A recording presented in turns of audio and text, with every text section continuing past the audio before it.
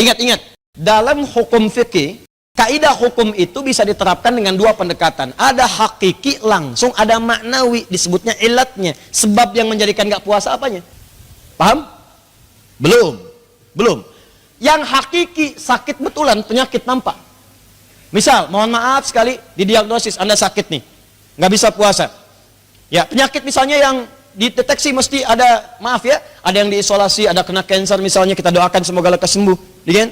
Ada yang misalnya kena diabetes, dalam tahap misalnya ini treatment, harus minum obat macam-macam, harus masuk.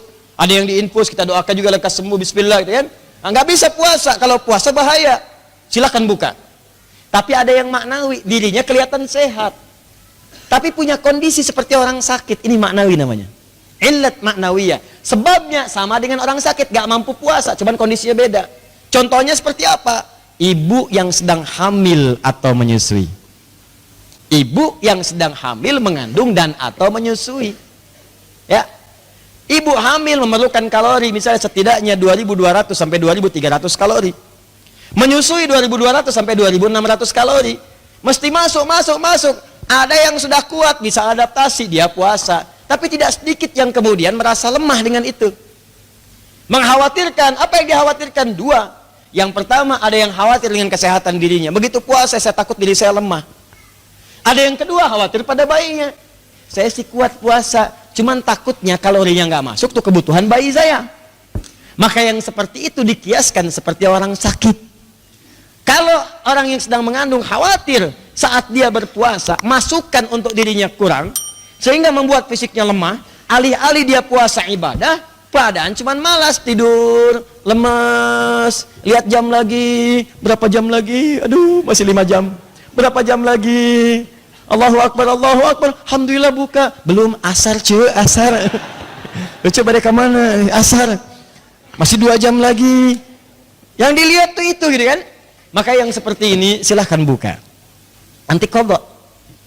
Maka dari itu hukum bagi orang yang perempuan yang tengah mengandung dan atau menyusui ini dibagi dua oleh para ulama. Pertama, kalau dia khawatir pada dirinya dan atau pada bayinya sekaligus, dirinya dan bayinya, bukan pada bayinya saja. Yang pertama pada dirinya saja, dia khawatir pada dirinya nggak kuat untuk puasa. Awas hati-hati, kalau puasa takutnya lemah, atau khawatir pada dirinya sekaligus bayinya, takut dirinya nggak mampu, berdampak pula pada bayinya. Maka yang seperti ini sepakat para ulama nggak ada perselisihan. Kata Ibnu Qudamah dalam kitabnya Al-Mughni, nggak ada perselisihan. Apa solusinya? Buka di luar Ramadan, qadha. Jelas? Buka di luar Ramadan, qadha. Silahkan berlatih. Tapi kalau kemudian dia khawatir pada bayinya saja, terkhusus bagi yang menyusui. Kalau yang ibu hamil jarang begitu, ya. Ibu hamil itu utamanya pada dirinya, pada pribadinya, pasti ke bawah. Tapi kalau ibu yang menyusui khawatir ke bayi biasanya, takut asinya nggak cukup, arahannya ke bayi. Nah kalau yang ke bayi ini ada perbedaan pendapat sampai ke 3 bagian. Pendapat pertama, dia wajib qadha saja, ganti puasa. Pendapat kedua di Syafi'iyah mengatakan wajib qadha sekaligus fidyah. Qadha dan fidyah. Kenapa qadha dan fidyah? Keterangan ulama Syafi'iyah, sebetulnya dia mampu puasa, cuman nggak puasa pada saat itu. Maka dia qadha. Kenapa dia fidyah ketidakmampuannya? Karena bayi yang sedang disusui, bukan karena dirinya. Jadi bukan ilat pribadinya, karena ada faktor lain yang menyebabkan dia tidak puasa. Sebetulnya mampu, tapi karena yang lain nggak puasa, maka dia qadha. Ya, karena nggak puasanya dan karena faktor lainnya dia fidyah.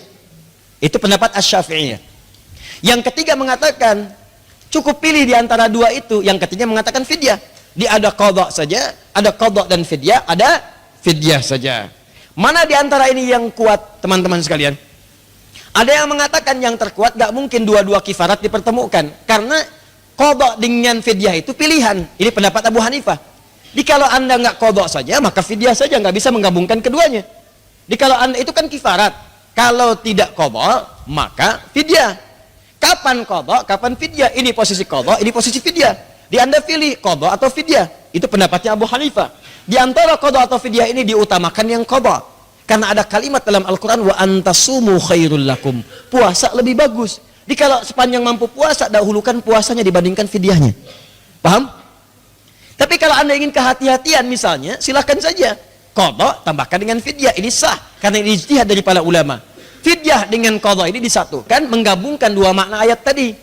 Orang yang wa 'alal ladzina yutiqunahu, dia itu nggak sanggup puasa, maka dia fidyah. Sedangkan maridhan atau aw 'ala safarin kadang sanggup puasa.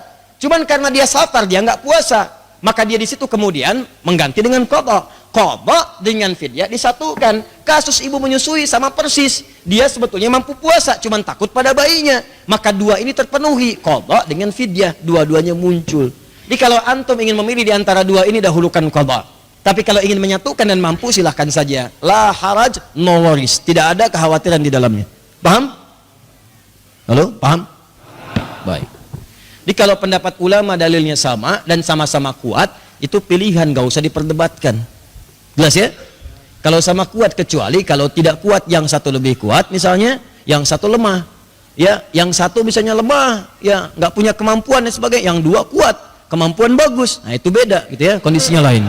Satu. Faman kana minkum maridhan. Ingat. Faman kana, man kana itu adalah kondisi yang tidak biasa. Jadi bukan dibuat-buat. Faman kana minkum, jika kondisi kamu tidak biasa, kamu sakit, ini bukan sakit yang direncanakan. Ya Allah, kalau Engkau berkenan jadikan aku Ramadan sakit. Wah, itu memaksa. Atau rencana memang pas Ramadan misalnya, supaya sakit bulan Ramadan, bikin kecelakaan dikit misalnya kan. Coba-coba minum baygon. Itu tidak. Ya. Jadi faman kana minkum, jika terjadi kondisi yang tidak biasa, kemudian sakit, menyebabkan sulit untuk berpuasa, atau kemudian ibu hamil, ya hamil atau menyusui seperti tadi hukum yang telah kami sampaikan.